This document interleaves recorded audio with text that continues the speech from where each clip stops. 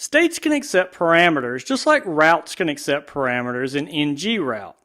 In their most basic form, you configure and use state parameters very much like route parameters.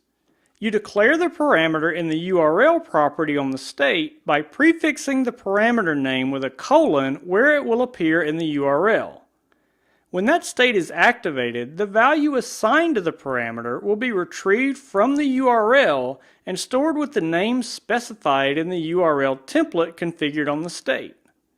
In this example, the URL defined for the state is /classrooms/:ID, so when that state becomes active, the value 3 will be stored in the ID parameter since that is what appears in the segment of the URL right after /classrooms. You access that value in your code using the stateParam service. You can inject it into the state's controller just like you would any other service and then access the parameter as a property on the service. The service will have properties with the names you define for the parameters in the URL template. Here I'm accessing the ID property on the service, which will contain the value 3, and storing it in a variable. Parameters are one of the areas where UI Router adds a few new tricks you don't get with NGRoute, and a number of those tricks are related to how you declare your parameters. In this first example, I'm declaring an ID parameter for the school state using the same syntax we've already seen. I'm just prefixing the name of the parameter in the URL with a colon.